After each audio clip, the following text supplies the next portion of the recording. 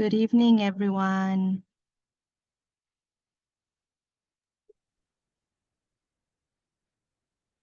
Good evening. How's Good everybody? evening. Good evening, Brother Hong. Yes, We'll just wait for another few minutes for the others to join. sure, no problem. Thank you so much.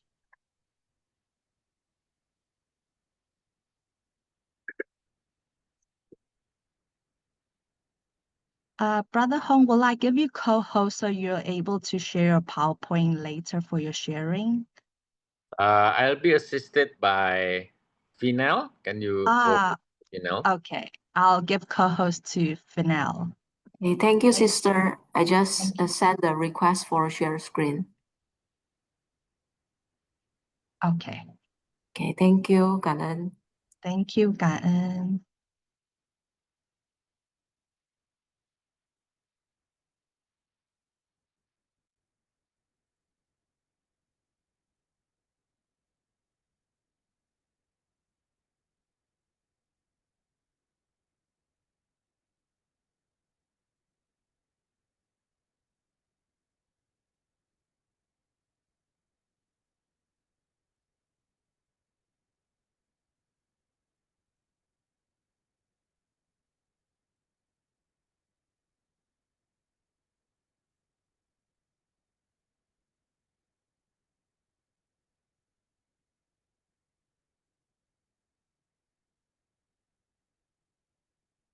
We'll wait for another 2 to 3 minutes for everyone else to join.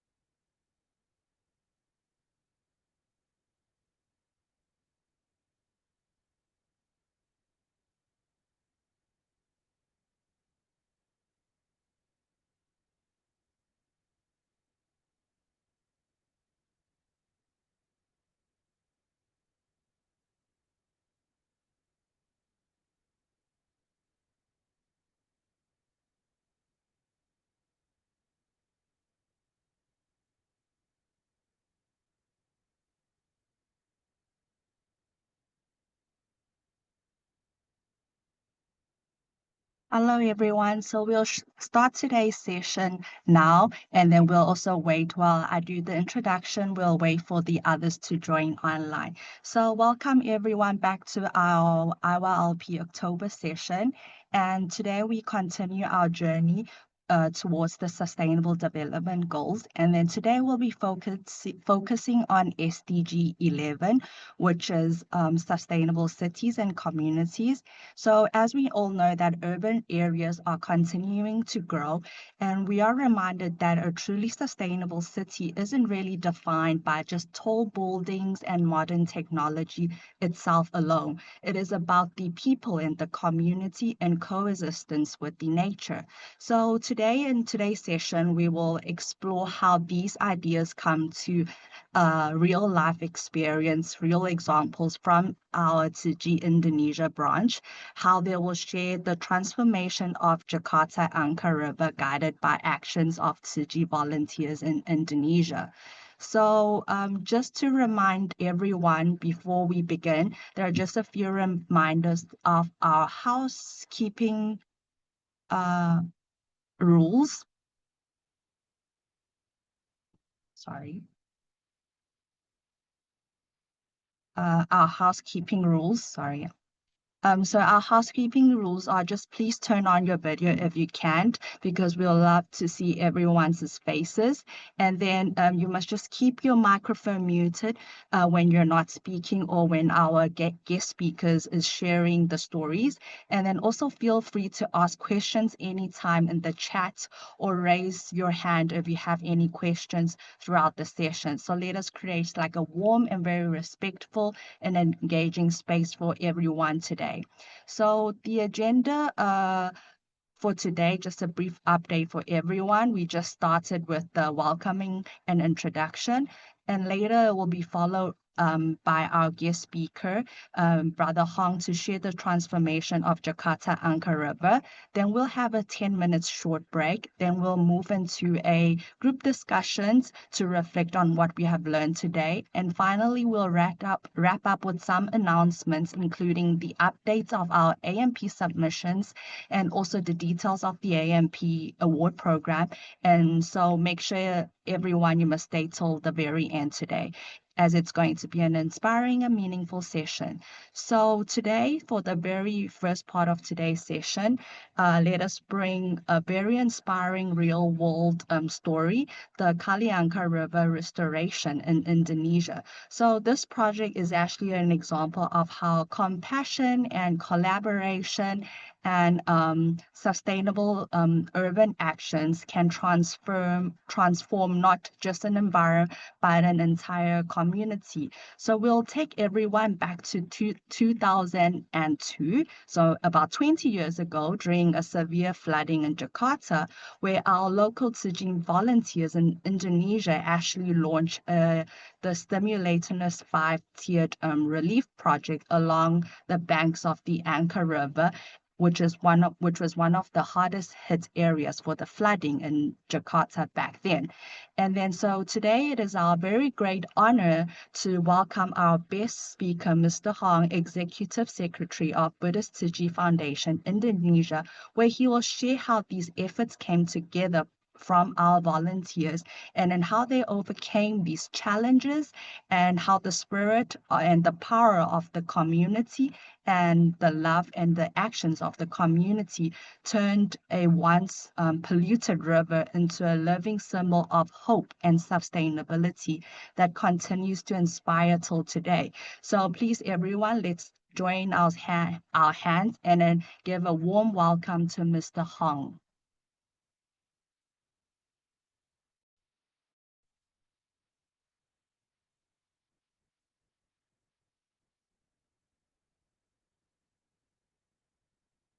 Mr. Hong, you can begin your sharing. Thank you. Thank Brother you and so sister, much. good evening from Jakarta.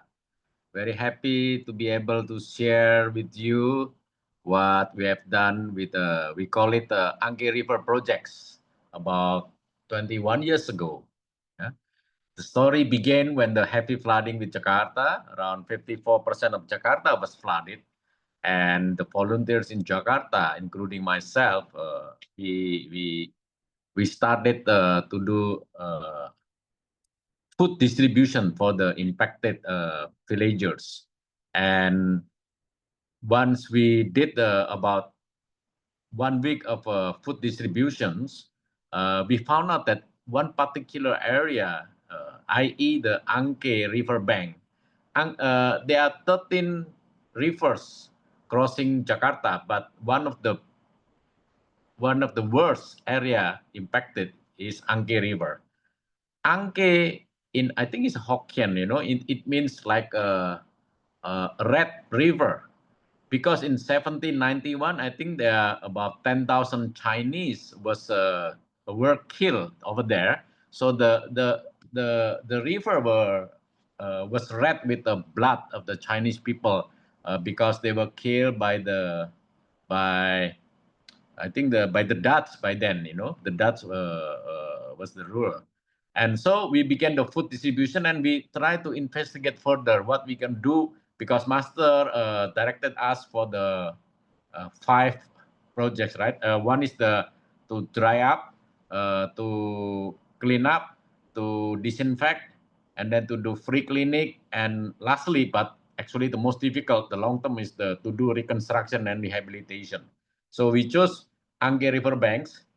We did some survey with brother Stephen Huang and some from Taiwan also. We went there and we saw that approximately 5,000 people that live on the Angke River bank, the slum area.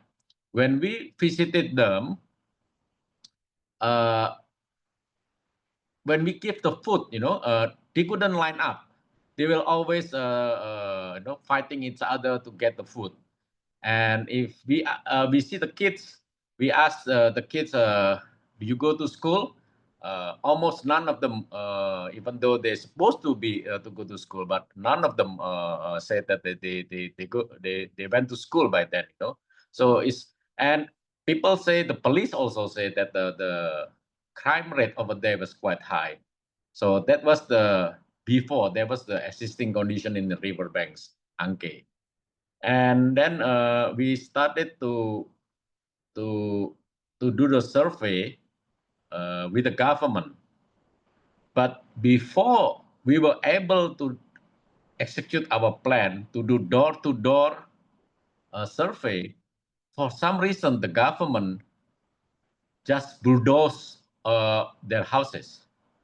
So it was very difficult for us because not according to plan or agreed plan, the government moved forward first. And so we have to trace all this, where were those 5,000 people, So mostly they stay around radius of 500 meters, 1 kilometer from there. So we have to collect them. And if you are familiar with the green card procedure, applying green card immigration in United States, so we are some sort of like that. We establish a desk with the government, and so they give us proof. Oh, I'm so and so, and my neighbor is on the left is here, on the right is here. I've been living in Angke River Bank for 5 years, for 10 years, and so on and so on. So the criteria that we are going to help them relocate to the new, what we call Great Love Village, 1,100 housing development, not too far from there, around 3.5 to 4 kilometers, is that number one, they live on the Angke River bank for at least 5 years. Number two, they actually live there.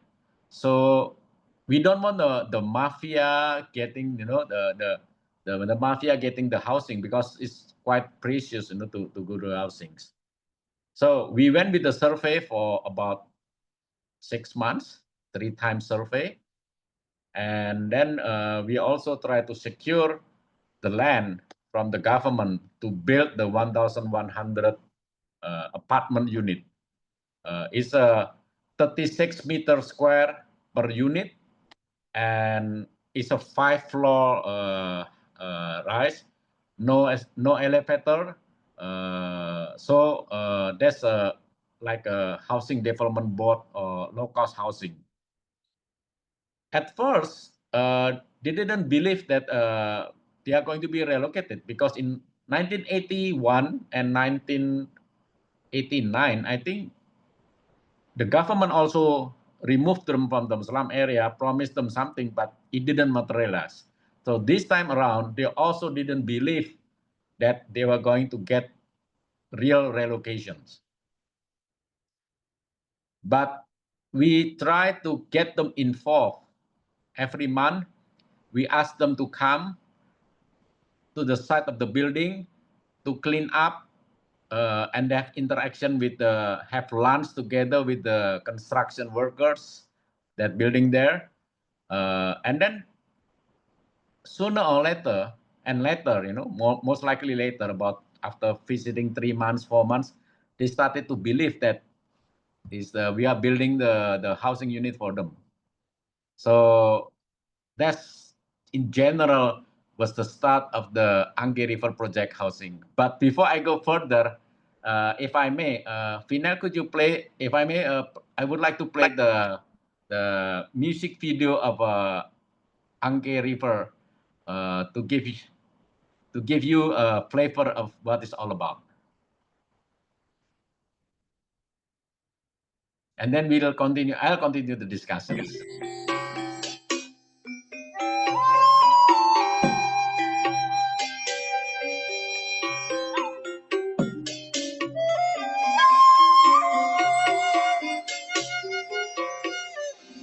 大雨疯狂洒落，哭泣的红溪河，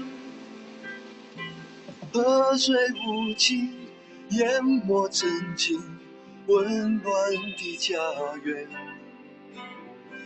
沉重的脚步走入绝望的明天，那是2002年的雨季。我是绝望的河流，我是哭泣的河流。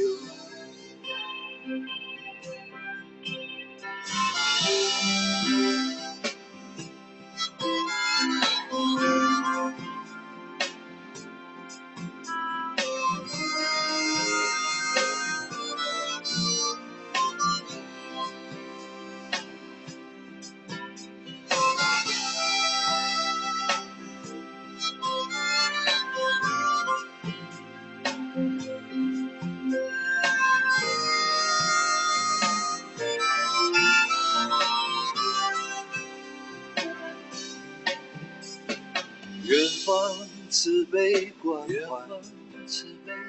祝福着红溪河，蓝天白云之间传播爱心的无限，祈祷的双手迎向灿烂的明天，那是现在直到永远。我是爱心的河流，我是永远的清流。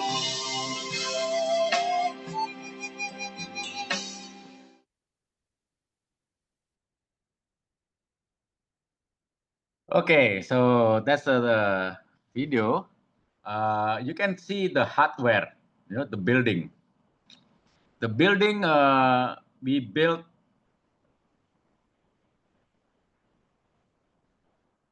1,100 housing. So this is the picture of how the flooded affected Jakarta. Next, please. So we involve local businessmen under the directive of Master Cheng Yen. Next. Next. So this is Mr. Eka Cipta, and we try to clean up the river. It's very, very hard to do. Next.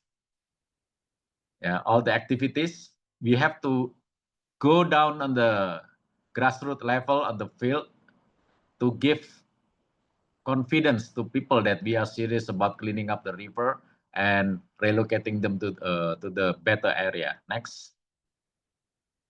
So from previously, the river was about only 10 meters to 13 meters and very shallow, a lot of garbage. We dealt with the government that the government should clean up and make it improve the river conditions. Next. And this is the inaugurations of 2003, August. After 1 year construction, the housing ready.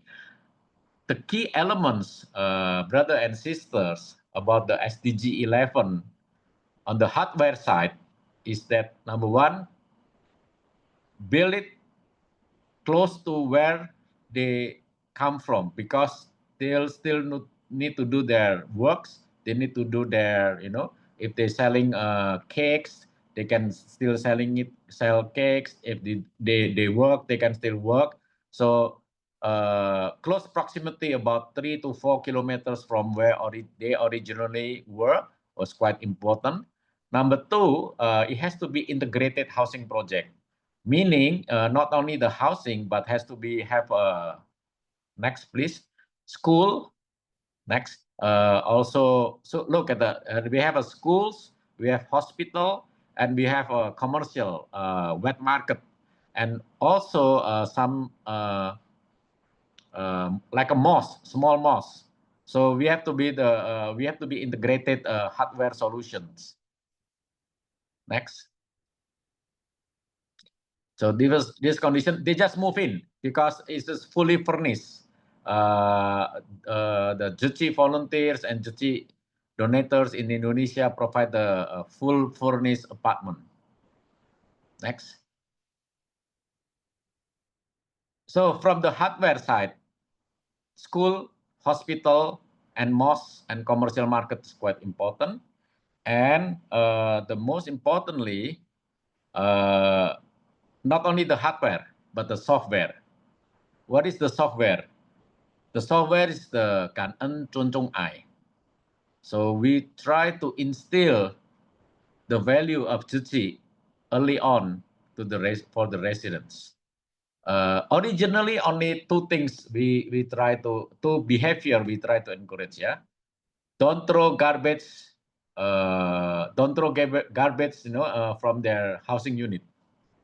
Number two, queuing, because queuing means chunchung, respect, respect others' right, So only keep it clean, don't throw garbage, and learn how to queue. So that's the first 1 or 2 years. We thought that the behavior would change in 5 years, but we were mistaken. The behavior changed more than 10 years. Actually, on the 15 years that it changed, starting to change. And the changes are not from the adults. The changes from the students, from the kids. So when the kids went to school, when the kids go to school, they learn about respect. They learn about gratitude. They learn about great love. And the first year was quite tough for the students or for the teachers, because perhaps malnutrition. So the students cannot stay awake for more than half an hour. Usually they fell asleep 15 minutes into the classroom. So we got to supplement their diet in the morning with bread, with mung beans, with milk, etc. Because 15% were under malnourished, malnutrition. So physical nutrition is quite important for them, and slowly they're starting to get on par with the normal development, and then learning also Kan En Chun Chung Ai. And now, if I jump forward the next 10 years, the behavior that change first are the behavior of the kids. They learn how to keep it clean. They learn respect. And when we started to do like a tuberculosis program, we started with the kids first, because the kids will understand and then try to tell their parents about to get the help with the tuberculosis. So after 5 years, the kids change. After 10 years, the mother starting to change. And how they start to change? Because they see their kids have a brighter hope. When they go to school, we purposely, graduation of high school, we provide with sitting down lunch with the parents. So when the parents see sitting down lunch, they see how to use the fork, how to use the spoon, how to use proper utensils.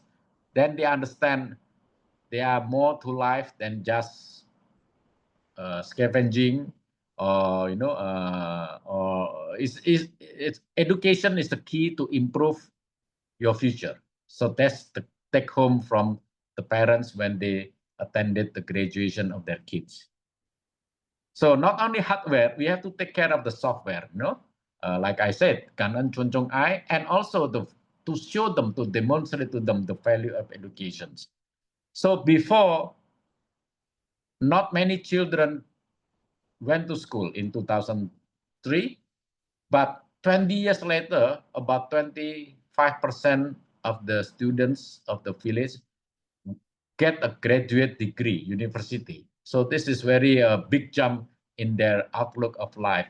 So education is the key to change the generations. I think I would suggest that SDG 11, one of the key elements must be education. Next. Next. Next. So that's the software, and other two things important is the consistency. For the 20 years, we have to be consistent implementing this value, kan an chunchong ai, and then we need the teamwork. It's not only from the volunteers. We have to do it with the other stakeholders. It takes a village to change the Great Love Village. We have to work with the government. We have to work with the residents. We have to work with the mothers. We have to work with the students. We have to work with the fathers. Yeah. So as I mentioned, the first two changes are the kids. 5 years on, the kids change. 10 years on, the mothers change. The most difficult to change, believe it or not, are the fathers. They have such a pride in their outlook of life. So, but when they see the kids change, the mother change, then the father try to follow. We had difficulty in the first 5 years because when situation improved, some of the fathers would like to remarry. So they ask for additional units, and we have to, we have to sit down with them and say, hey, please take care of your kids' education first before you remarry, etc., etc. So it's quite common in Indonesia to have more than one wife. Anyway, SDG 11, sustainable cities, not only the hardware, but also the software, meaning the values, kan an chunchong ai, and also the importance of education. Education is the life game changer. So we try to convince the residents, if you want a better futures, at least make your kids go to university and then get a better job. And it worked. After 20 years later, when we came to the anniversary and we lesson learned, we discussed lesson learned. That's the key elements. So with that, sisters and brothers, I would like to give back to moderator.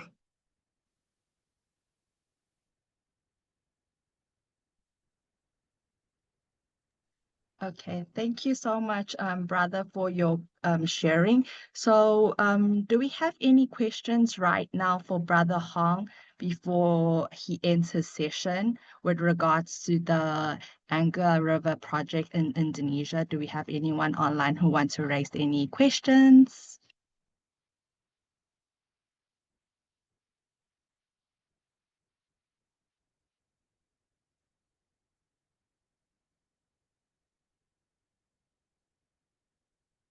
Yeah, we have a few questions from Wei Yi and Yifan. Wei Yi, do you want to raise your Ifan questions? also has his hand raised. Okay. Maybe after Ifan.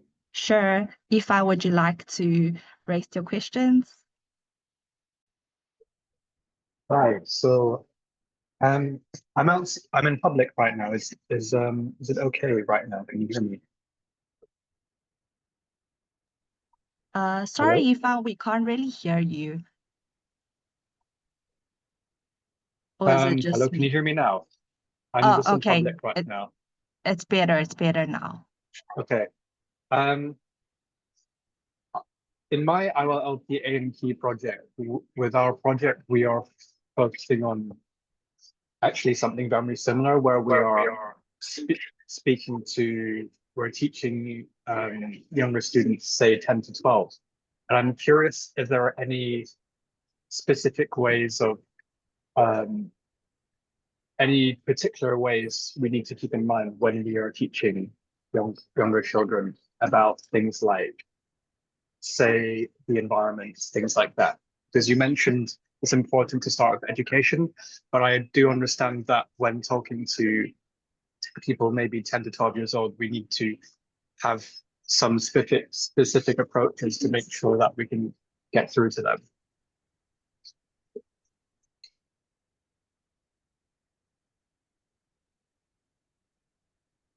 Should I answer the questions?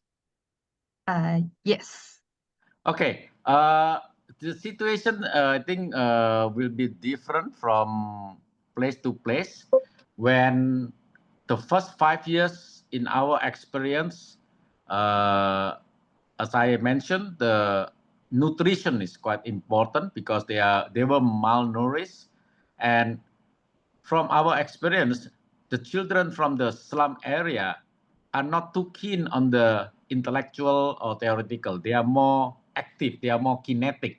So we provide them more with like a playing soccer, more starting with more physical things, to get them, to get their energy, So you have to tailor to their background and to their preferences. Later on, after 10 years, they would start to be prefer more like, sometimes like writing, something like that. But the first 5 years to 10 years, mostly physical, based on our experience. But to have a very good teachers, I think would help. And the key element also, 100 teachers at the school, they live in the Great Love Village. So every floor, we try to have one teacher, and because the kids absorption rate are different, so the teacher could provide after school tutorial to them. It helped with the 10 years to 12 years old at that moment. Yeah, so we make it mandatory for the teachers to stay also in the Great Love Village. It's not about, it takes a whole village. It's not only about their teacher, but also their parents, and we also work together. We also provide classes for the parents because 90% of the parents cannot read, so we have to provide reading teaching how to read to 30 years old to 40 years old, and at the same time we have to provide how to find a job, how to make money for them to make a living. It's quite tough, for the parents also. When we provide a career training, or for example, we teach them. We taught them 2 weeks, and then we have an exam how to who pass. Out of 53, only 3 pass. 3 got to work. But after 2 weeks, I saw 2 of them not working anymore, and I asked them, why you're not working? You are suitable for knitting. I said like they said like they woke up late 2 days in a row, and they didn't want to get scolded by their supervisor. So the willingness to work, and they were not really ready to go into the workplace. The same with the kids, is different than other kids. So we have to tailor-made according to their conditions. Oh, thank you. Thank you. So that's very helpful. Just anecdotal. The first 3 months, when they started the school, the teacher got frustrated because when the bell rang, some of the students went out from the classroom, not through the door, but through the windows. That's their habit. So we have to teach them. You go out and go in through the doors. Classroom door, not through the windows. Oh wow, Yes. this is very interesting anecdote. Would it be possible just to ask one follow-up question on this, please? Sure. So you mentioned talking to parents as well. We're actually really curious on the best way to approach parents, to ask them for feedback on if they see any changes with their children. Say you played soccer with children, or maybe you teach them about new things. But we're really curious how to talk to parents as well, to ask for feedback, because we will talk to the children, but I think because the children are living with the parents, they see them every day. We'd like an adult perspective as well. Yes, it's very important because, for example, some of the parents they didn't provide a good nutrition to their kids. They gave them sugar drink, etc., instead of let's say mung beans, all the healthy food. So we got to educate the parents about the nutrition, and also about the basic hygiene, washing their hands, and all the basic things. The basic hygiene things we taught the kids, but also we got to teach the parents. Was there any way of getting feedback from parents as well? Or is this in Oh this yeah, context? I was in a team of 10. We call it 10 because 10 people from the SDG Sinarmas at that moment. We were not me. We were also living in the Great Law Village for the first 2 years. So you have to be close to them. Yeah. Okay. Thank you so much. Others asked a question as well. Thank you for your patience as well. Thank you, Ifan and Brother Hong, for your responses. So after hearing Ifan's question and Brother Hong's sharing, I thought one of my key takeaway from this session is because Ifan raised up the importance of environmental awareness through education, but Brother Hong just mentioned it's not just among the environmental awareness education is not just among the children, but also to their parents, and then also, through Brother Hong's previous sharing, he also mentioned that the SDG volunteers in Indonesia actually carried out hands-on projects where the volunteers actually went into this community and then taught the communities, all the residents there, how to recycle and then also take practical actions for this cleaner environment. So I think this is also something very important. And then next I see Sister Wei also has a question that she raised. She wants to raise and ask. Thank you. Thank you, Natalia. Brother Hongjin, thank you so much for your presentations. Sometimes we encounter questions like, what are the examples of us, in SDG that we do will help in poverty reduction? Just now you mentioned very nicely already that education is a game changer. And also through the questions from Ifan, you also answer a little bit of what I really want to ask. But I'm very curious about from the back end, from the planning side, what are the strategies and what are the progress that you have to actually journey with them to know that, okay, we're giving you the resources, we're giving you the support, but someday later, we want you to be independent. We want you to be able to improve your own living cost or everything. You gave one example on the career training, but it was just 3 out of 53 apply or managed to make it, and even 2 of them kind of drop out. So is there any other initiative that the SDG Indonesia team came up with? And if you have any examples that you would love to share. Thank you. Yes, very good question, Sister Hui. I would like to share with you. This is an interesting program. So in order to live in the Great Law Village, we agreed that the education cannot be free. It should be around $3 US dollars per month. It's very small amount, actually. And also, if you live in the housing unit, it should not be free. Also, you need to pay the community for the cleaning. So around $1 or $2. So we believe that if you make everything free, it's not encouraging for them. So we very small amount. However, almost half of them didn't pay. So we asked them around why you didn't pay, and they say like, oh, I didn't have enough money because my job was sporadic, etc., etc., etc. So we established a community-based what they call is like a home industry. It's basically a folding a paper bag.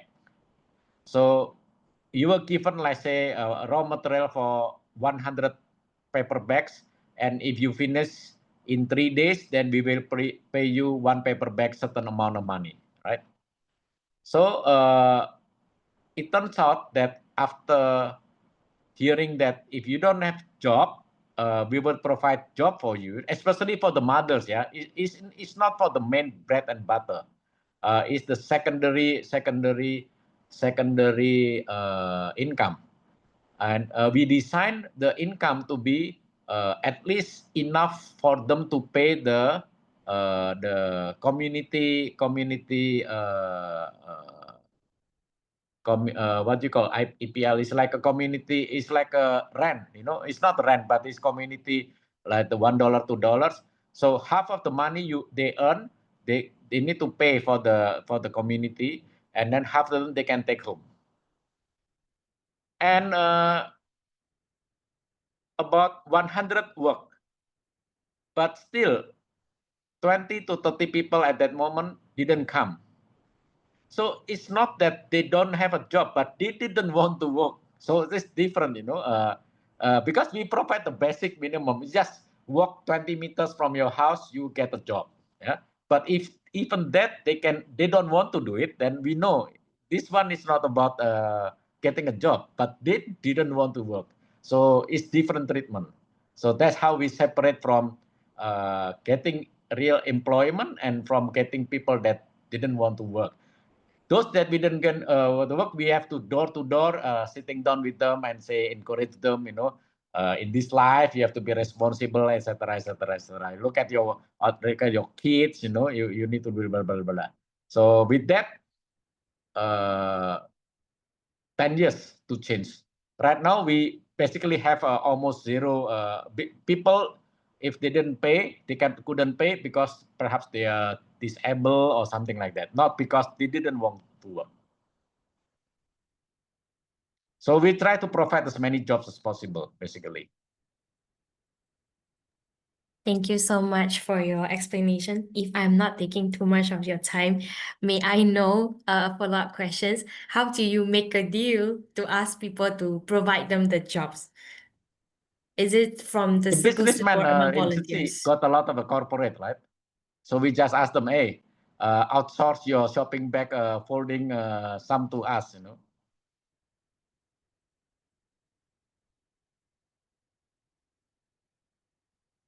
Thank you so much, Brother Hong Jin. Thank I'm you. good. Back to Natalia. Thank you. Do we have anyone on board with any questions?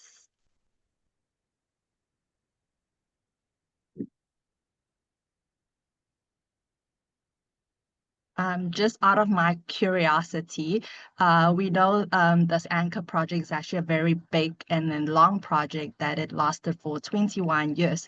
So this project also emphasized on SDG 11. So it's like building like a safe and an inclusive community. So when restoring the Anchor community, how did the volunteers in Indonesia ensure that the voices of the local residents, especially the vulnerable groups, were heard? And then I'm sure when including their voices, I'm sure that there are a lot of challenges that may be engaged. So I don't know what was the biggest challenges the team maybe have faced during this restoration progress, and then how did the team overcome? Yes, good questions. So very early on, we built, we call it Balai Warga. It's basically a place, it's like a cover place whereby the residents could meet us, could meet to have events also. They use it for weddings, they use it for meeting place, they use it for villager activities. So every month, usually we have a cleaning up together and then followed by discussion with the villagers. If they have any inputs, if they want to, if we want to introduce certain programs, so communication happen in that particular area. The biggest challenge actually is about the bad guy.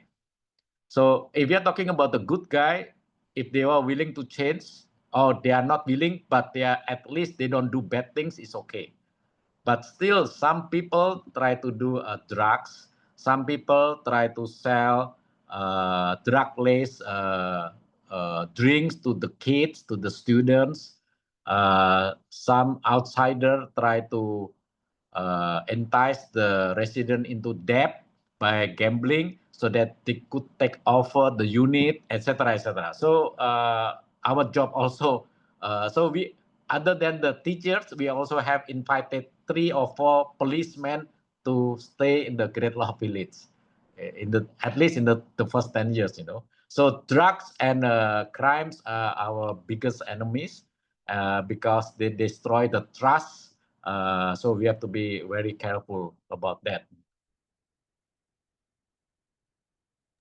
Thank you. Ifan, do you have a question? Yes, it was similar to what you said when you said you're wondering how the voices are heard. And yeah, that's very good to hear, because I think it's very important to make sure when we do things like say what happened in Indonesia when we reached out and we helped people, or even like in our A&P project when we were educating people, we want to make sure that we've made the impact that we set out to do, and we're figuring out the best way to collect feedback on that. Yes, so I think through Brother Hongjin's sharing, we know community engagement is actually very like important. So how they at SDG Indonesia, how they engage like community talks, they gathered inputs and organized like community activities with the local residents. So it allowed everyone to voice like their concerns and ideas. So involving them directly, the community directly, could actually design like a solution that truly meets their needs, and also build like trust within the community, and then also ensure that all the efforts could be sustainable and then accepted by the entire community. Thank you, Brother Hong, for your sharing. One more additional is that we were lucky because the economic conditions of the Great Law villagers in general improve. Because of the surrounding area, the Great Law Village, they are the community also booming, new commercial, new developments, and so that provide jobs also for the Great Law residents, and a small census that we took in the beginning in 2003, 2004. There were only 100 motorcycles in the Great Law Village, and there were only 3 cars owners. And 20 years later, there were 2,500 motorcycles and about 100 cars. So that's a from it's a multiplier indicative of their economic well-being.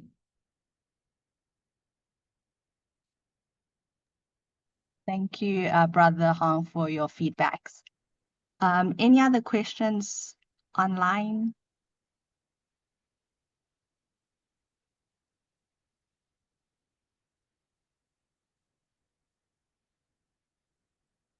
I just have another question, because I know Indonesia is actually very prone to like disasters like earthquakes, flooding. So I don't know, how does our SDG Indonesia actually raise awareness on disaster, maybe reductions awareness through maybe the software and hardware in this Great Love Village?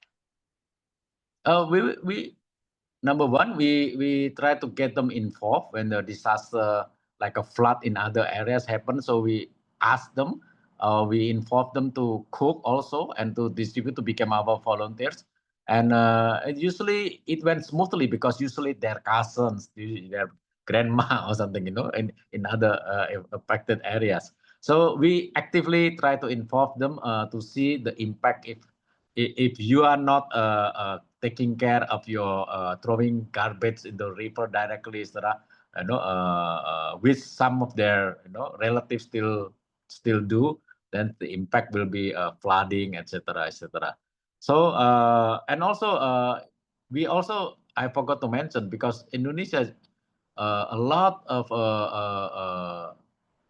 majority Muslim, So if we come to the end of our week, usually we ask the very famous Muslim preacher also to come and say, you need to keep it clean, you need to queue, etc., etc. So we use all other any other means, whatever possible. Yes. Okay. Thank you, Brother Hong, for your sharing. Thank you. Thank you. Do we have anyone online for any other questions? If not, then we'll just end today's session. So we actually very thankful to have Brother Hong for your truly inspiring sharing. So from today, we learned that the story of the Anchor River is actually show us that what's possible when compassion meets collaboration as a community. So we see that this place was actually heavily polluted and then also flood prone river has become like a living example of how environmental restoration and human connection can coexist. So through the perseverance of our SDG volunteers in Indonesia, we saw how they did the cleaning and the rebuilding and also engaging the residents and changed the it changed the entire neighborhood. So this actually beautifully connects with SDG 11 and then reminds us that a truly sustainable city is not just about green buildings and infrastructure. It's not just about the hardware, but it's also about the software, but it's also about inclusiveness and resilience and also the social well-being of all the residents living in these communities. And also Brother Han have mentioned that it also lies with the spirits of 感恩尊重爱, which is being gratitude, respect, and love. So because without these values, there cannot be lasting peace or sustainability in this community. So the volunteers in the Anchor River projects embody this. So showing gratitude to nature and respect the nature and also the environment and also human dignity, and then all the love that unites all the people to rebuild this community together. So we are very thankful today to have Brother Hong with us. Thank you. And Thank you. thank you so much. So thank you. So today, before we going to later have another discussion of what we have learned today, but before we start our discussion, maybe we'll have like a 10 minutes break. So we will ask everyone to please come back at 8:35. So when we come back, we'll continue with our group discussion and reflect on what we have learned today and explore how each of us can contribute to building a more sustainable community. So thank you again, Brother Hong. Maybe we can take a group picture with Brother Hong before he goes off, if that's okay. Let me just turn on. Okay, everyone will have our cameras on and I'll count from 1, 2, 3. Wait, Katie's turning hers on. 1, 2, 3, cheese. Okay, thank you, everyone. Thank you, Brother Hong. Bye-bye. We'll Bye-bye. have a 10-minute break and we'll see everyone at 8:35.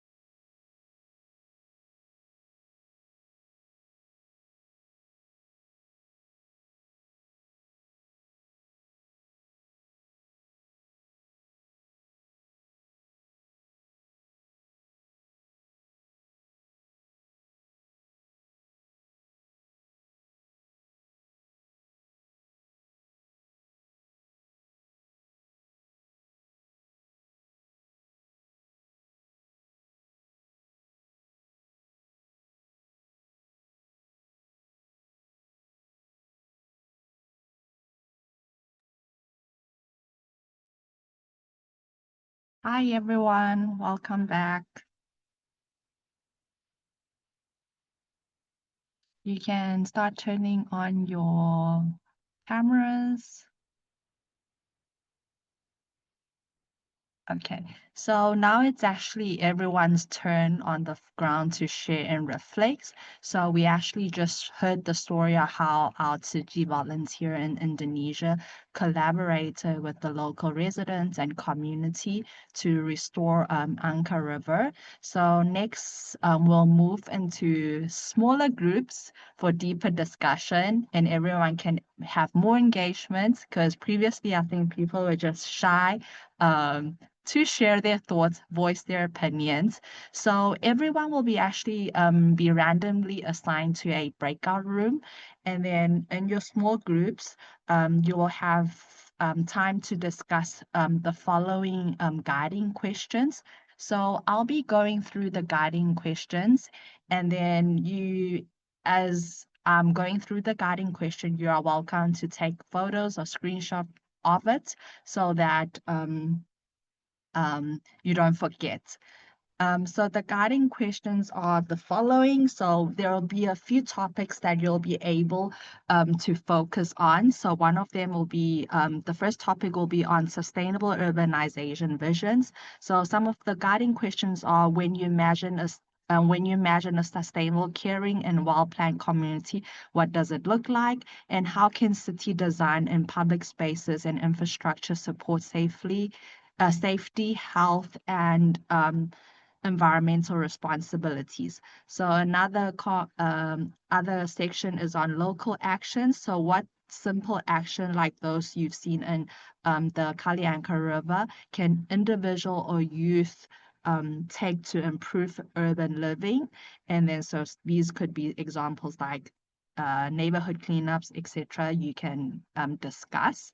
And the other topic is compassion collaboration. So we see that Sigi Indonesia show compassion in action. So how can these kindness and collaboration strengthen your community resilience and influence on urban developments? And then another thing is partnerships and habits for climate resilience urban living. So what partnerships can you have with local schools or NGOs, governments, or interfaith groups on daily habits can reduce climate impact and promote a more sustainable urbanization in your cities? So these are some of the questions that will guide you through your sharings. So for your discussion. So you'll have about 25 minutes for the discussions, and afterwards each group will return to the main room and do like a presentation from each group, and then so a representative from each group will share the main takeaways. So each group do prepare like an average of three to 5 minutes presentations. And then in some groups you will have a facilitator. So even so, please make sure that you share your thoughts, and then don't be shy, just voice your opinions, and do remember to maybe have someone to take notes for the group summary. So like last time, someone opened like a Google Doc, so you can jot down some one of the key points that the group discussed. So also try to ensure that also everyone gets like a chance to speak and then contribute to the discussion. So now we will begin with our breakout room. So I'll be busy with the tech. So everyone can just join for the discussions, and remember to share your thoughts. And we'll come back in 25 minutes, which is, let me check the time, 25 minutes. So we'll come back just around 9 o'clock. Okay, see you guys soon.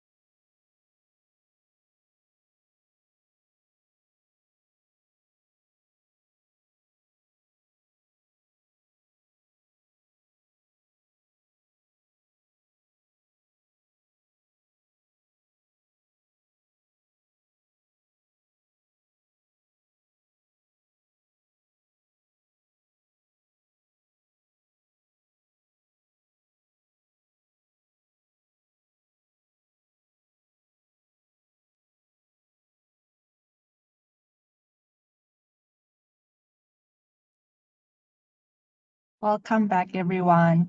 Oh, I'm hearing myself.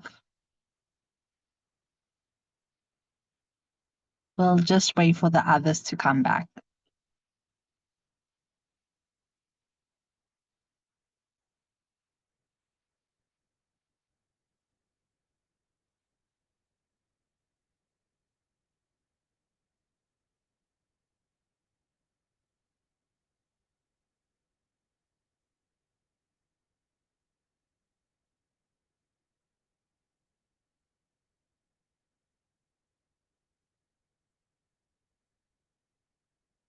Welcome back. I think we still have a group that is not back yet.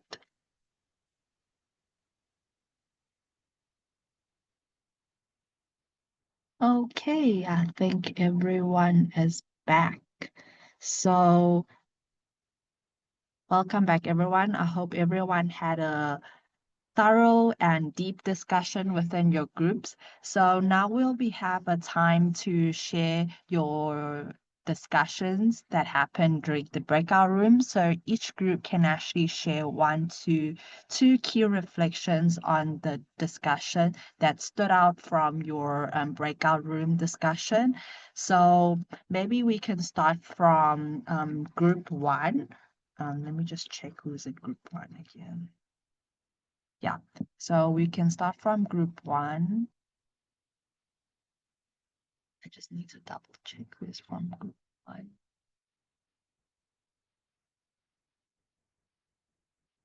I think in group 1,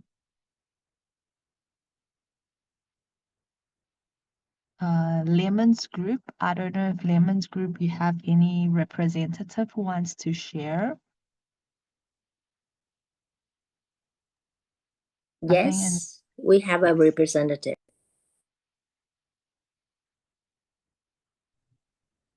Hi. Yeah, I can start sharing. Yes. Do you want to share screen? Let me stop my share screen. Sorry, I think my note's not very comprehensive. So is it okay if I just talk through it? No, it's okay. No worries. Okay, thank you. So my group basically we started with the sustainable urbanization vision questions. We were discussing about how we would imagine like a sustainable design. So Sirapa from our group mentioned about eco-friendly and accessible designs, integrating green spaces into urban planning, and integrating cleanup programs into maybe our urban lifestyle and culture. So moving on, when we talked about the simple actions that individuals can do, we mentioned a range of like different initiatives from individual to community. So things like if we see some fertile soil where the trees have been chopped down, maybe we could go ahead to plant stuff by ourselves. And also maybe cleaning up trash. So this could be on an individual scale or also a neighborhood cleanup. And then this would be very affected also by the culture of the community. So as Navish mentioned, in Malaysia, it's also known as like gotong royong to help to clean up the neighborhood because of this sense of like neighborly spirit. But then we also mentioned that in focusing on these individual actions, there are maybe some things that we overlook. So, for example, I think individuals may be unclear of whether their actions are violating city laws. And so they may not know whether it's okay for them to maybe like plant on state land and things like that. And second thing is maybe the issue of moral hazard. So it's raised that, like, let's say if certain people in the community who are passionate about the environment and also having a clean space for the whole neighborhood come together frequently to clean up like the space, this might incentivize like certain individuals to litter more because they feel like anyway there are going to be people cleaning it up and it's not really their responsibility. So in response to this issue, our group discussed about this idea of like culture. So Lemon mentioned that in Taiwan, I think there's a very strong sense of like a caring community because when we help to clean up like maybe the land that we live in, it might not necessarily be with like a very utilitarian view in mind, but it's just that we have this sense of we are willing to help out other people because we are all one big family, and so we kind of trust that they will also help us out. And because we were discussing about culture, we also mentioned about how volunteerism then helps to foster this sense of like community and care for each other that can kind of inspire people to look beyond their own like individual desires. So for example, when we bring a lot of different people together from different backgrounds, like youth and senior citizens, to come and clean up, then that's where a lot of communication happens and people can feel a sense of fulfillment in doing good deeds. And this needs to carry on like in our day-to-day lives and not just maybe like in times of crisis or disaster, because this can help to kind of inculcate this humanistic education in our everyday lives, and we feel like we can make small changes to all like every single part of our lives, including like work, like where we eat, when we drive, things like that. And Sharpa also mentioned the importance of local government, because for example in Nepal, like even though the community is the one that separates the waste, but then the government is the one that is doing the important like playing the important role of collecting the sorted materials and like maybe recycling the waste. And so waste management, this kinds of like huge systems, very important for the government to take charge also. And Stephen also mentioned a lot about Tzu Chi's role, for example in Jakarta, having a recycling center. So I think this is where we can think about like the role that Tzu Chi can play as like a nexus for the community to help to kind of inculcate a sense of compassion. Yeah. Thank you. Okay. Thank you, Yuan, for your sharing, and thank you for the group's contribution. So what the main key takeaway for this group was individual actions through daily practice to community impact.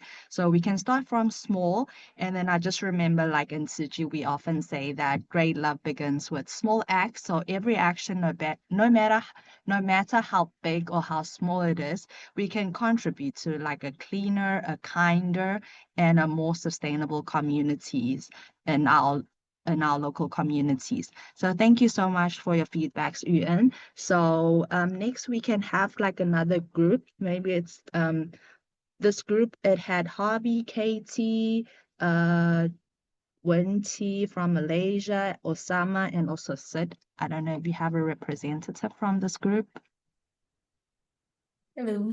I'm sure Sid is Oh, doing okay. the Yeah. presentation. Thank you. Okay. I can flash our notes, but our notes are kind of all over the place. So I will discuss it, but if you want to take time to read it on the side, I Okay. can Yeah. also share. I will also share. Okay. Can you see my screen? Yes.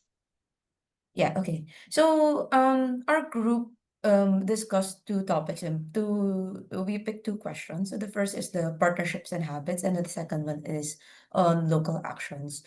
One of the things that I guess before we go into the how, one of the things that what part of our discussion was we also flagged about how cities in general, especially urban areas, are very crystallized in place already. So literally any change that you would need to do would any like major change that you need to do would need to either like rip up roads, change like the physical structure of the what Brother Hong mentioned about the hardware within the city, which would of course have a very big impact on people's day-to-day life and the economic movement of the community. So we highlighted that education is very important with regards to coming up with sustainable designs for any urbanizations that will happen outside of, let's say, the existing cities, as well as educating people for um on their on the proper habits. So this one is more of like the software that Brother Hong mentioned in his talk earlier. Letting them know that okay, build these habits from the very beginning so that we won't go into our problem of like people just throwing the trash anywhere, and things like that. So our partnerships that we looked at was primarily on schools and NGOs. We for some of our countries, so like for Philippines and let's say Indonesia, we acknowledge that sometimes the local government units don't really oversee or they have different initiatives apart from what the schools and NGOs are doing. So we focused more on how the collaboration between schools and NGOs could play a large part in shaping not just the current but also the future, engaging the youth to be more active in their community, like really empower them and um enable them to be more active in their engagements within their community. Um, we also discussed how scholarships is crucial in supporting that education and furthering the conversation and allowing the people to give voice to their feedback, especially for those who are underprivileged. However, I'm not entirely sure who said what anymore. It was also mentioned that actually in Malaysia the approach is quite comprehensive in that there's a government and NGOs. They have a very close collaboration and their initiatives complement each other. Okay. One more item about partnerships is the idea of how in every urban space, the the community should have like a third space for a dedicated area wherein the youth could or anybody within the community actually could give space for their agree to have conversations and for their ideas to grow. So the idea of like creating that third space so that there's this avenue where people's ideas can turn into action and knowing that you're not alone and coming up and that you're not alone and wanting this change um and there you have a support group for that. And actually this led to the conversation on local actions because um we looked at so aside from the usual like recycling center, neighborhood cleanups, we discussed the importance of relationship building, and that's where the third space, having that third space to have those conversations happen is important because so in the Philippines, during the pandemic, the idea of a community pantry was like a big deal. So like everybody, every town just had like a community pantry going on, but what the more successful stories about the community pan for of some community pantries is that it created that third space wherein people got to know their neighbors, and that actually served as a catalyst for them to in a way, I guess, like care more for their neighbors. They got to know who their neighbors are. They got to know their stories, and from there, it grew into um more care for their community and the environment as well. So from that community pantry, they started doing those community cleanups, and then to this day, I think there are certain pockets within our capital and our biggest cities where where because the community pantry started it, they are, I guess, in a way a model for how a community should be, um because um right now, even with technology that connects us, um it's difficult for people to form bonds because they're too focused on what they see on their screen. They don't really get to know their neighbors, they don't really get to know the people around them. So there's a certain sense of there's a wall between me and my neighbor, like because I don't know that person, I don't really care about them. So um uh having having the chance to get to know people around you is a very good catalyst on to having more sustainable communities. Yeah, sorry. If anybody from my group would like to add, please feel free to do so.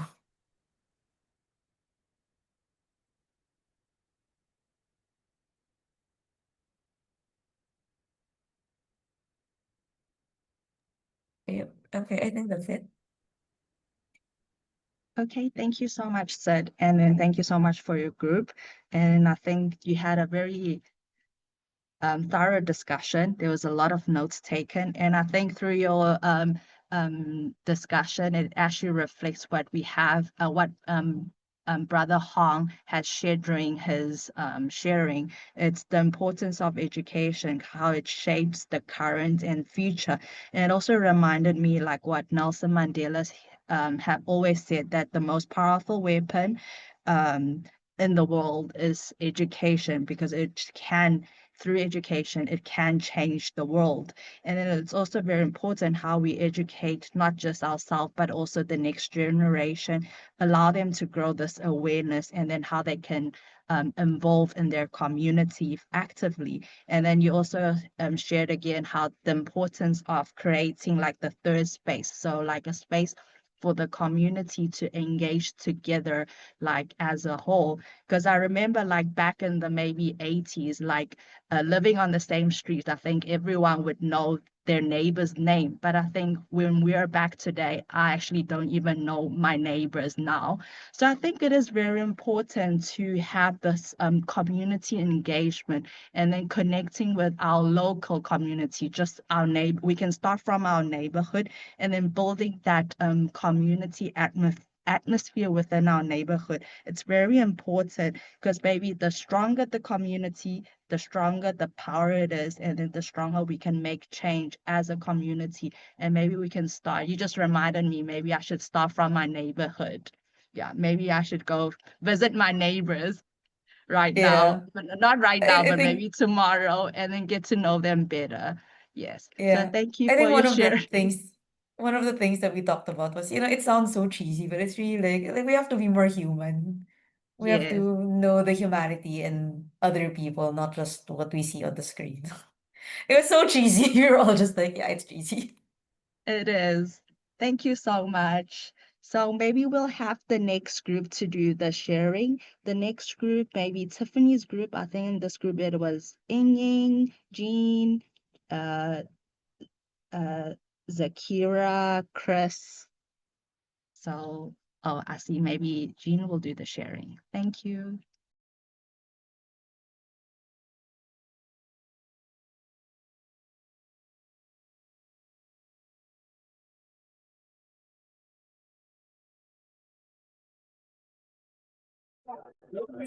All right. Okay. So, good evening, everyone. So, our group was discussing mainly focus on the fund structures itself. So, we have a few examples over here. So, we first we talk about Mozambique. So, in the Mozambique, so we talk about the villagers that actually walking all the way to the highway on their own foot, which is taking there a lot of times. So, Tiffany is sharing about Kami as a encourage locals to learning about the infrastructures buildings, and also by providing the bikes so that they can travel uh, between the village, which is for a distance. Yeah. So all this is to access for individuals to access to each another. Yeah, because having a bike here, Teresa is like it's a symbol of rich in the locals. Yeah, thanks. So, and they do have this over 3,000 plus of the households, and also the schools over there. So not only upgrading their lifestyle, the quality of the lifestyle, as well as the level of educations. Yeah. So another example was in the city chart, which is nearby the Saharan deserts. So the local are using the locals resources like the mods and the house in the architectures. So they build the house of these natural substances, which is show of like local wisdoms. Yeah, and this is one's also works in an own sustainable way in the locals knowledge. Yeah. So by turning the focus to the Philippines, the Palo, so the village are equipped with solar as well as the rainwater harvesting systems. So as well as they do have the recycling, they just has in my area in Taiwan.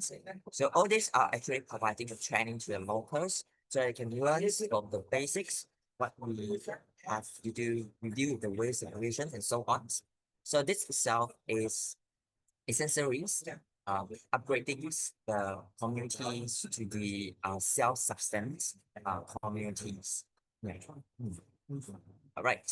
So another locations in Asia is the Myanmar. So we also talk about the Myanmar using the eco brick, which is a fast motor, and to build library and a school, a small library school. So these are using the limited resources, turning the waste into something which is practical and useful. Yeah, and many of these examples are actually very easy to adapt it.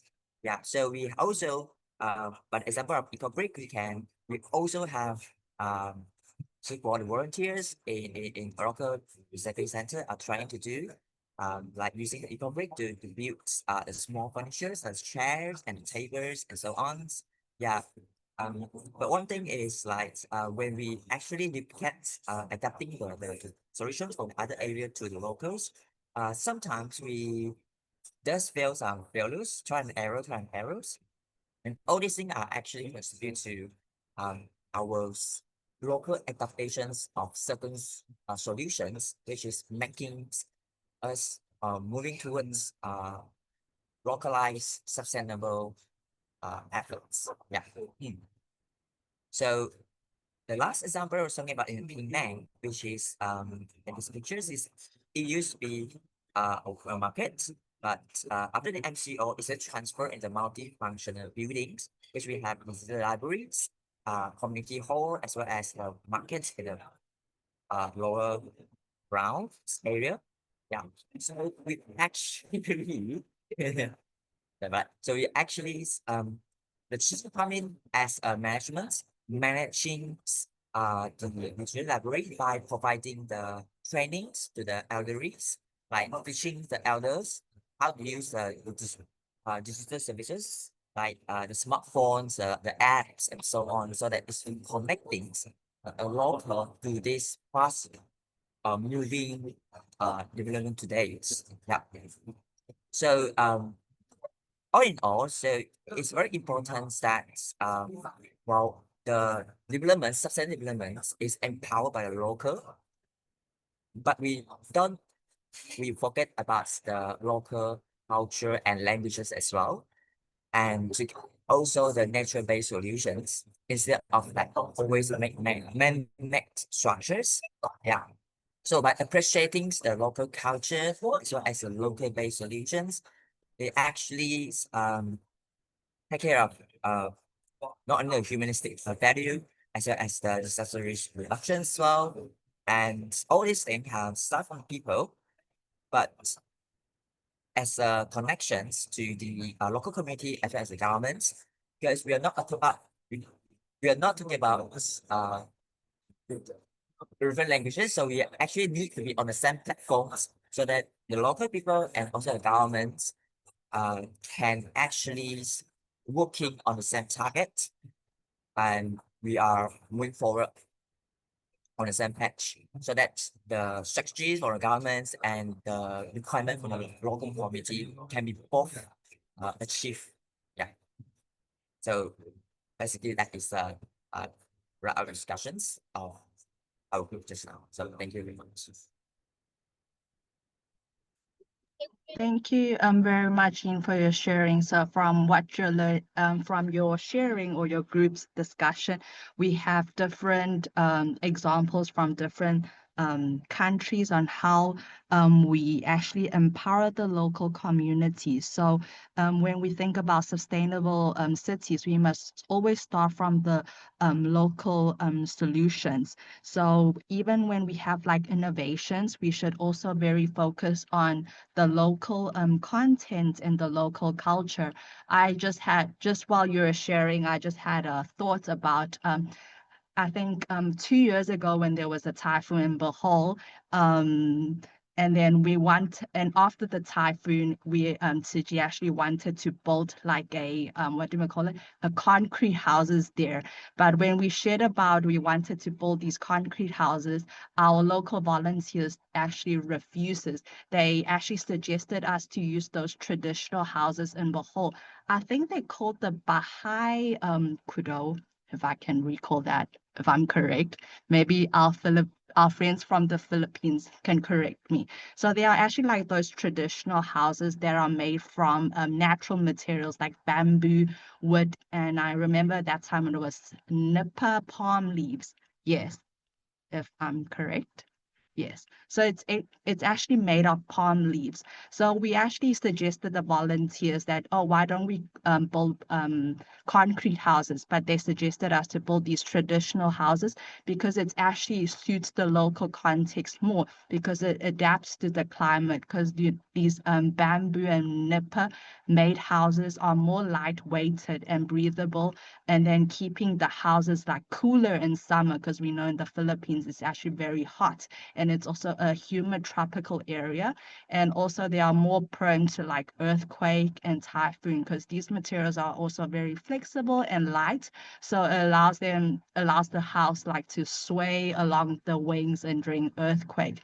So I just remember the story. So every time when we think of innovation, we always must go back and refer to the local context, to the local culture, because sometimes even these traditional houses and then traditional practices are sometimes more sustainable and suitable for and culturally appropriate solution for on local context. And then sometimes we also say it's the wisdoms from our ancestors. So these were just some of the ideas that I've thought of too. Thank you so much for your group sharing. So maybe we'll have our last group to do the sharing. And the last group is Derek's group and has Derek, Xuan, and Natasha, and Janelle, and Ifan from the group.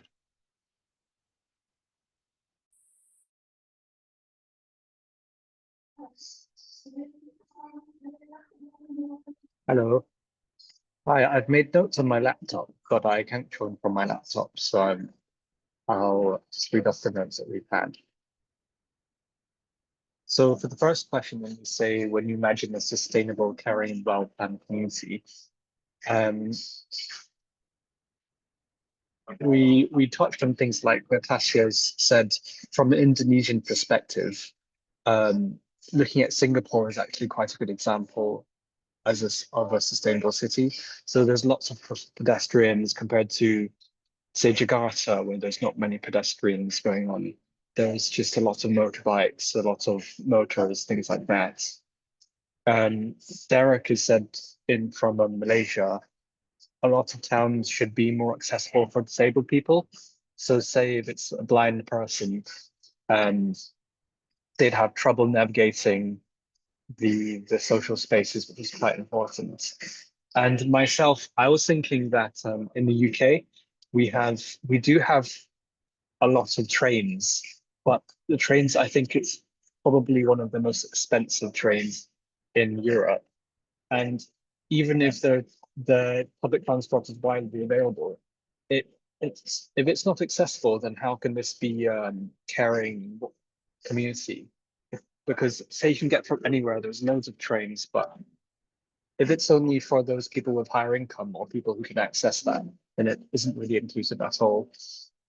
So when we think of how can cities design public spaces, Xuan was talking about, how do we imagine a sustainable caring community? Xuan and also I agree that it should be focused on things like social and educations for us before thinking of things like environment. So say places which are very, which some people are fighting to survive. Many people, if you can't even survive, why would you care about the environment, is what Xuan said. People need to be educated first. Is it GigaQuit from Philippines? Said, so when it comes to an ideal sustainable community, so this is moving on to the city design question. Giggle believes that food sustainability is quite important. So if people know how to produce their own food, then they are less reliant on imports from other countries. This means you'll be self-sustainable.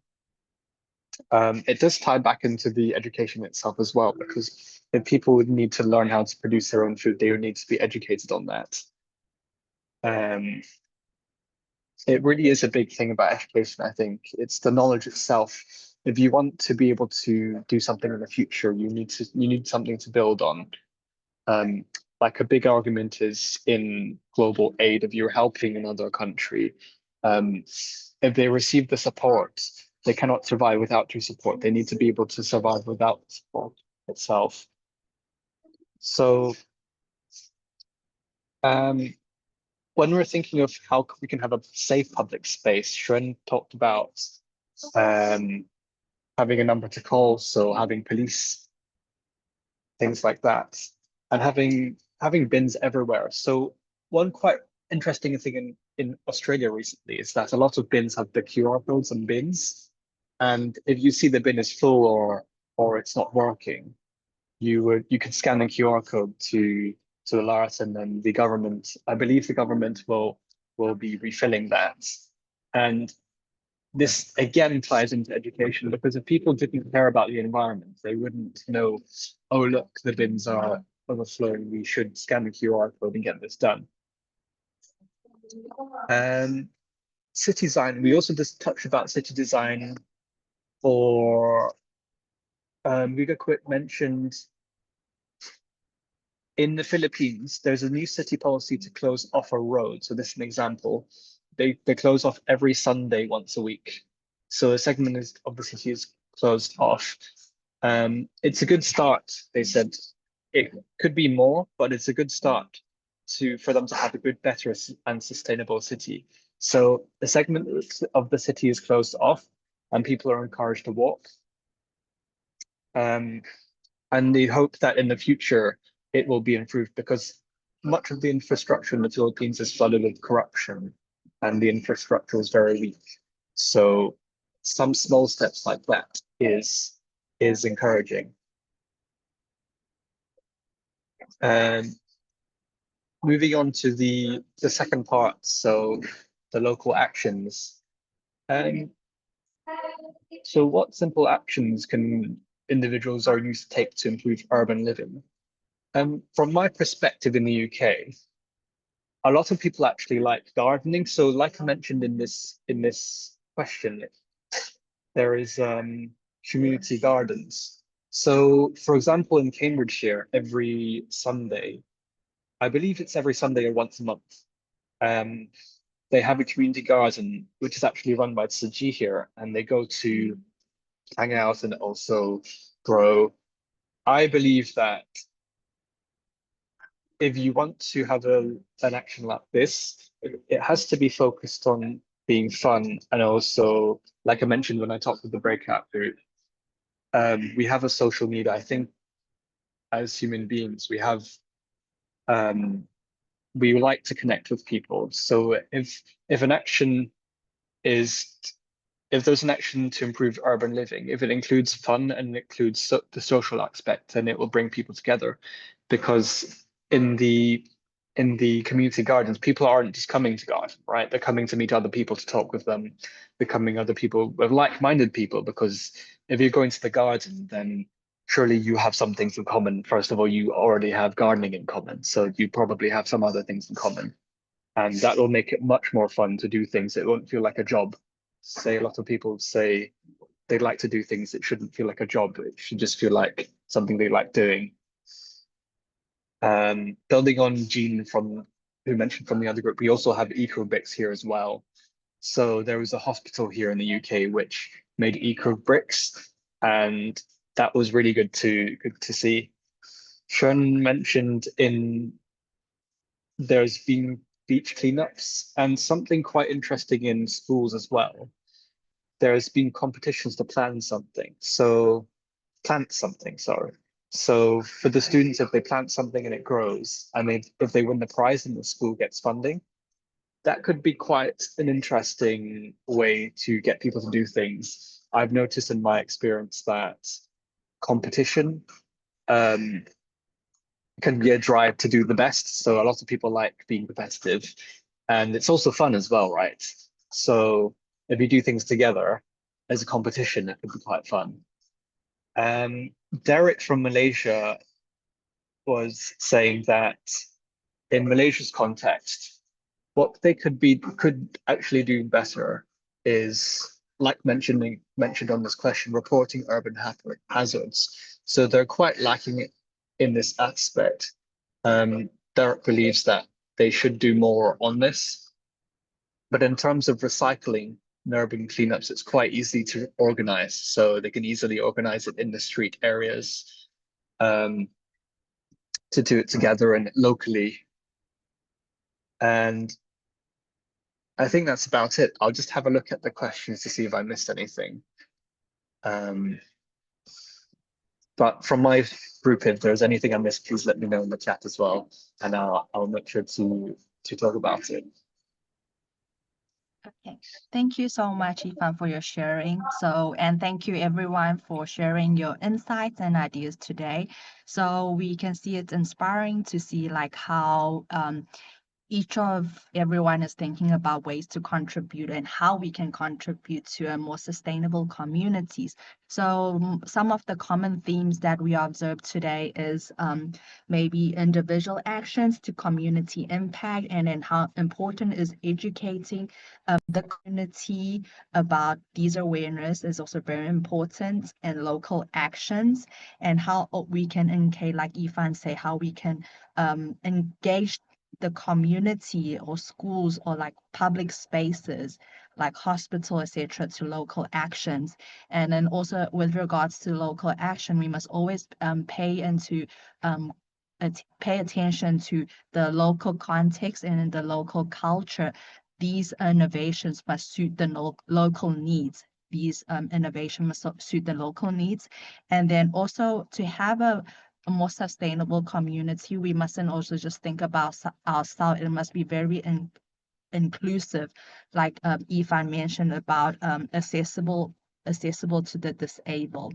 So these are all the key takeaways that we have discussed today. So thank you everyone for joining in today. And then we are sorry we're a little bit over time. So as we wrap up for today's session, so we must just like everyone said today, so remember that the change begins with each of us, and then all our small acts and action actually can make a big difference.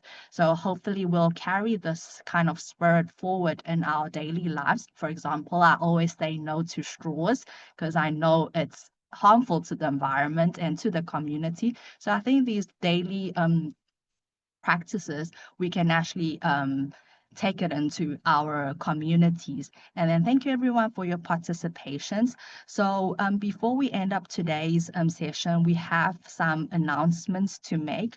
So first, as a reminder for your AMP project, so for the initial submission is actually the submission of your AMP outcome report is due on October the 18th, Saturday, at 11:59 GMT +8. So please ensure your reports and slides are completed by this date. So for the detailed guidelines of the AMP outcome report and also the presentation, actually a PDF document was actually sent to everyone, to your mentors. So if you haven't received it, please just let us know, and then you can have a look at these and then refer to the documents. And then also on the document, it has the submission links for each of the AMP groups. So you can just submit your reports onto these links. And if I know a few of you mentioned about the updated or revised versions. So an updated or revised version of the presentation can be submitted before November the 4th. It's a Tuesday for your final presentation that will be happening on November the 8th at 7 p.m. So that day we'll start a little bit earlier, so please everyone can just join on time. And then lastly, just to remind everyone that the submissions that are after the deadline will receive actually a 20% reductions for the of your overall score. So please plan your time ahead accordingly. So just to remind everyone, I think everyone already received this, is the evaluation criteria. So the evaluation criteria for this for your AMP will be assessed by like a panel of judges, and then they will also be online to evaluate and score your presentation on the 8th of November. So the scoring systems goes as below. You can refer to the slide, and I'll also send the slide to the groups later on. So you can just have a read through. And then remember, like your project will be, because some of the AMP are actually done as a team. So your project will also be evaluated as a team, but everyone's individual contribution also matters, just to remind everyone. So now we come to the part that many of you might be waiting for, is the award program. So which is the IYLP Learning Journey to Taiwan, which will be taking place this December from the 5th of December to the 11th of December. So this program will offer a unique opportunity for everyone to experience the SDG mission in Taiwan and also deepen your understanding of sustainability and social impact, and also connect with like-minded youth from different regions. So we're excited to also see how your projects and ideas can transform into like real world actions. So you also receive like a time to share your AMP at the TIA conference, and then which is an annual conference that will take place at the end of the year. And this year it will take place on December the 6th. So this is also your time to share your I know everyone will be curious on so who is eligible and then to participate in this award program. So for everyone who firstly, for all the participant who submits the AMP outcome report is eligible, but then you'll be awarded. Only the top 3 that are awarded will be able to come to Taiwan. So everyone who has submitted their AMP outcome report and then it's complete their presentation on November the 8th will be considered for this award program. And then next is the evaluation. Your AMP will be evaluated as a team. So looking on how you individually or as a team has collaborated and then executed and presented the project. At the same time, for the individual for the team, it is very important that on your outcome report, you also mention about the role responsibility, so we can also mark on how the team has involved in this project. So it's very important. So who will be awarded to come to Taiwan? So it will be the top 3 AMP project, let it be individual or a team. So you'll be assessed and then evaluated. So the top 3 projects will receive the opportunity to come back to Taiwan to learn and experience and grow together in your upcoming trip in Taiwan. And then for each of the winning team or individual will actually receive an up to USD 250 flight subsidy. And the subsidy will be given to you in cash upon arrival. So you'll have to book your own flight tickets and then we'll pay you in cash on USD. And then your meals and accommodation and local transportation, all the expenses that occurred in Taiwan will be provided by the program team. But, sorry. But please note that for like personal expenses such as like travel insurance, visa fees, and any additionals, if you want to do additional stays, your accommodations for your additional stays, and then your souvenirs, etc., is at your own responsibilities. And you're also responsible to obtain your own visa and travel insurance, but the IYLP team, the program team, can help you to issue an invitation letter or visa supporting letters. So, and lastly, also, if you're not the top 3 winners of the when you're done when we do the assessment, you're not in the top 3, you're not one of the top 3 winners, you're still warmly to welcome to join this Taiwan trip, but at your own expenses if you want to come. Okay, wait, sorry. And then just lastly, to let anyone know, the top 3 winners, whether the team or individual, will be notified by November on the 15th via mail. And then once you receive the notification via mail, please make sure that you RSVP your participation by November the 22nd. So like we can finalize all the travel arrangements. And then remember, this program is a learning journey as for young leaders. So we're excited to meet everyone here in Taiwan. And then just more about the program. So let just everyone know about the program. I know some of you may be interested in what's going to happen during your trip in Taiwan if you do end up coming. So on the first day, it will be the December the 5th. So you arrive in Taiwan and do some sightseeing. So it's a relaxing start to start with the local culture. But if you want to go sightseeing, it's more on your own expenses.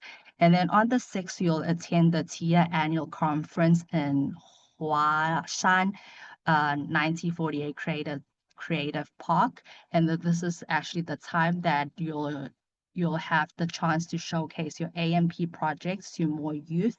And then you'll also share your ideas and impact with a wider audience and letting more people know about the great work you have done. So, okay. So after the TIA annual conference, during this trip, you'll also have some of the opportunities to visit some of the several key SDG missions and then see the impact of these missions. So the first place that we'll visit is Guandu Jingsi Hall and Dai TV. So Guandu Jingsi Hall is actually one of a very beautiful place, beautifully designed. The building itself is actually like a very sustainable architecture. It actually incorporates like energy efficient systems and then also like a very eco-friendly material made out of it. And then it reflects the Tzu Chi's sustainable philosophy, and it's actually integrated into every space of it.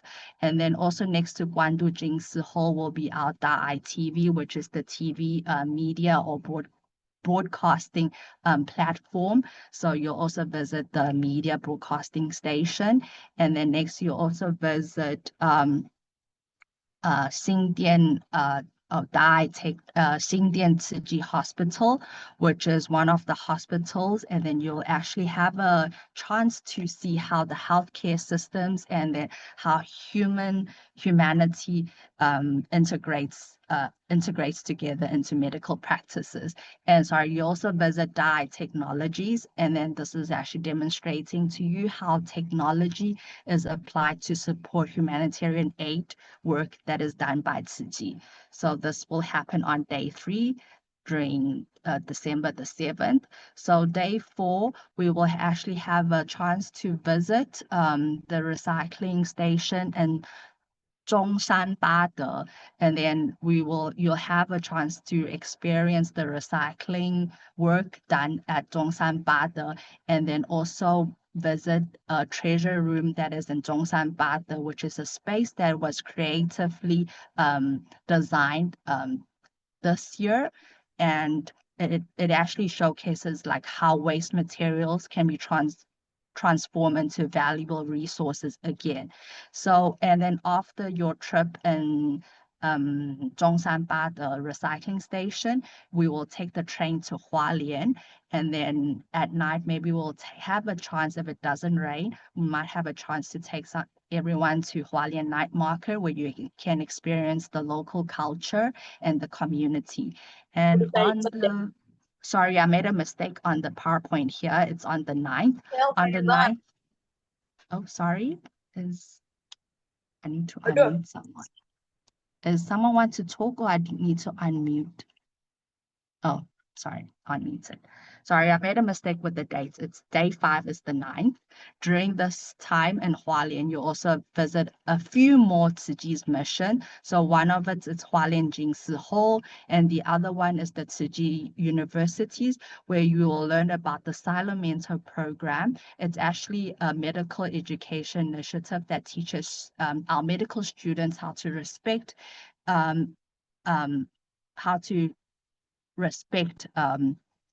through real world practices. And then in the afternoon, we'll go back to the Jingsi abode, which is the spiritual home, and then also the Tzu Chi headquarters and the heart of Tzu Chi, where our monastic practitioners live self-substantially and cultivate, and do their cultivations. So we'll visit the Jingsi abode and also the Jingsi culture factory, which sometimes we call it the Xieli factory, cooperative factory. It is the space that the Jingsi abode monastic practitioners diligently work at with their hands and then embody a self-sufficiency and then dedication to Tzu Chi's missions and volunteers worldwide. And then on day 6, which is the 10th, we'll experience Tubo at the Jingsi abode, which is we'll have an opportunity to experience the Zen-inspired lifestyle at the abode monastic. So this is actually a very unique opportunity for you to observe and participate in the monastic daily routines and mindful practices. Yes, so gaining deeper understanding how self-efficiencies and dedication of our monastics supports the Tzu Chi global missions.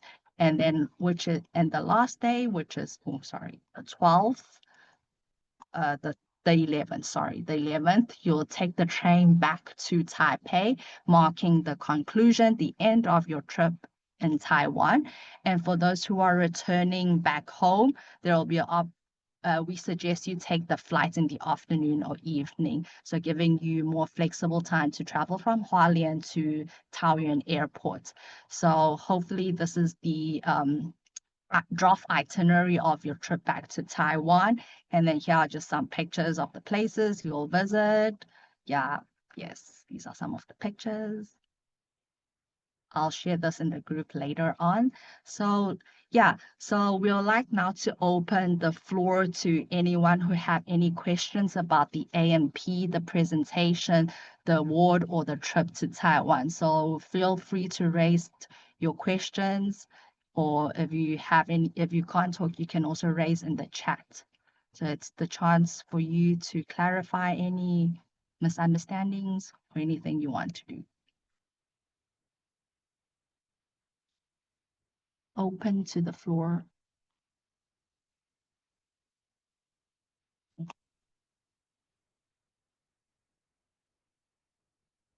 Oh, yes, Ifan.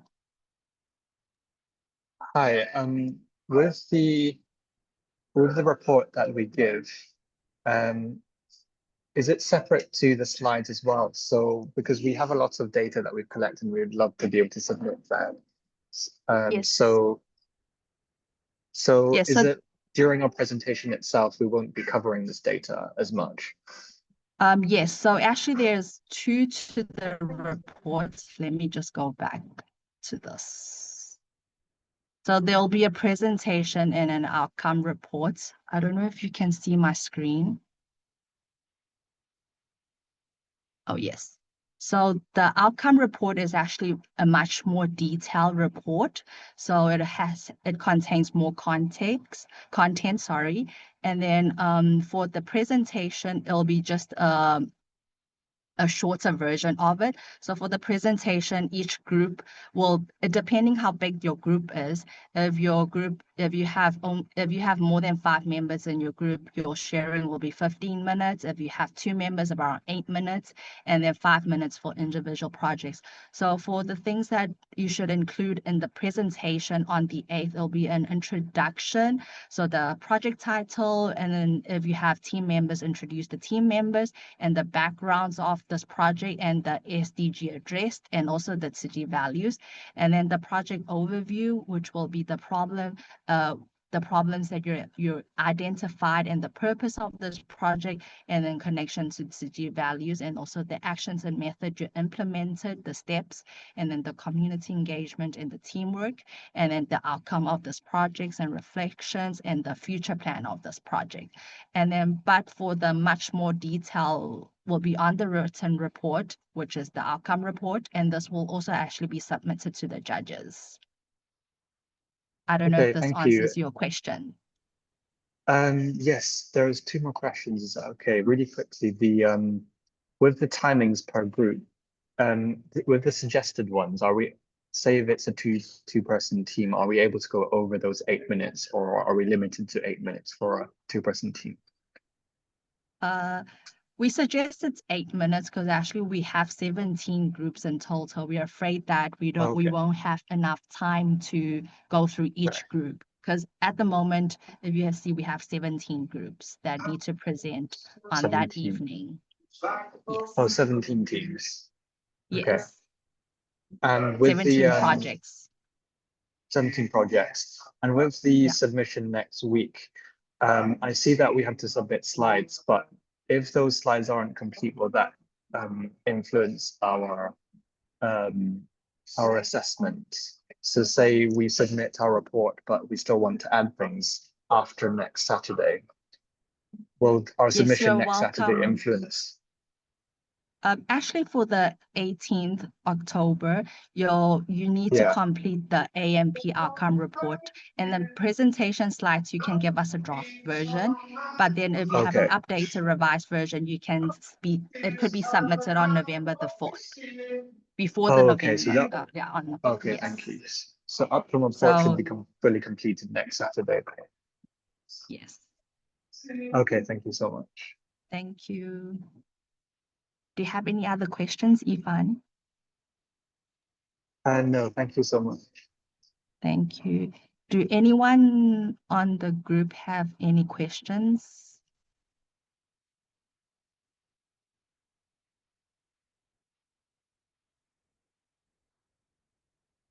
I guess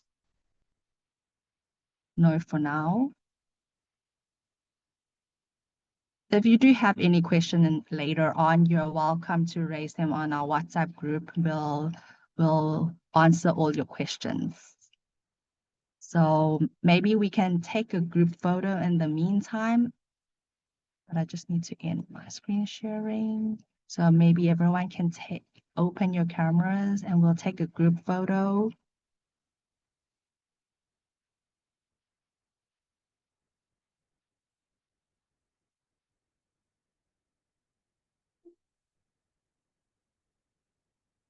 Okay.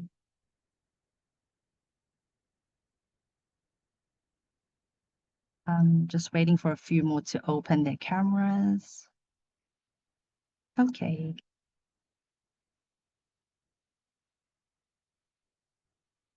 Okay, 1, 2, 3, cheese.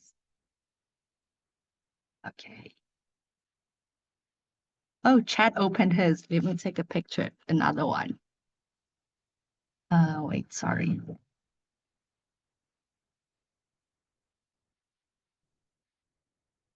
Oh.